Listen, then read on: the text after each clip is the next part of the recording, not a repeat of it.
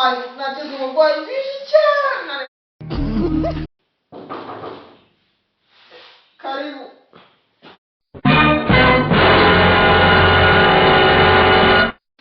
Bimeze bite? Aho ntabwo mbasha gutanga n'akaboko. Yewe. Wari umugira neza wamfungurira.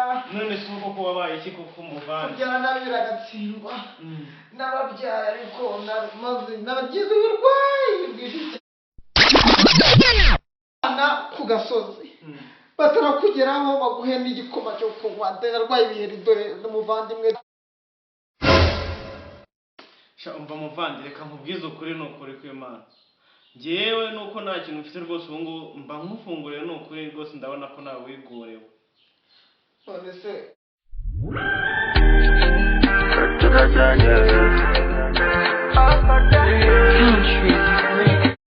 nanakajana koko ngusigiye ngo basi ngo mbere abantu n'akarindazi koko cyangwa akabiswi Yo. Ngo ndarifite.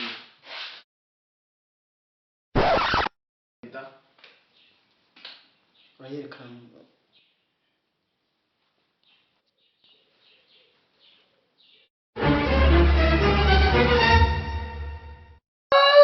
Imana izaguha umugisha wose izakwijyanire mu ijuru we.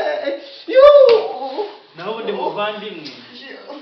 Rwose urakoze ujyana imigisha y'Imana. Naho ubundi muvandimwe ngaho reka ngende. Yego urakoze. Mungu y'umwana twareramwe, Mungu y'umwana twareramwe, buri joro ndamuru namuraho habutunzi ntagitaha.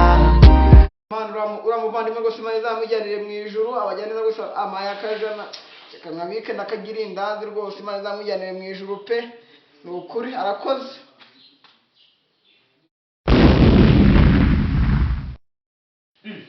Yego kowe. Yego Yesu Kristo kuri dararenze ibya mu ijuru. Byagenze bite? Wahari iki muvandimwe k'iminsi igira nabi. Narabyaye ariko abana banjye barutwa n'abavandimwe umva barutwa abantu bigendera. Nararwaye. Iyo ni imitekamutwe.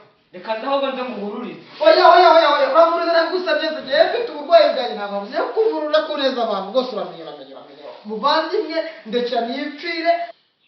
Oya iyi ni ubutekamitwe bubi. Reka ndaho nze muhururize. Reka ndaho wambese waramuriza rengana kare kose se wazabuze se ndakagukata ibintu byose ukajya ubona uko ufunguza.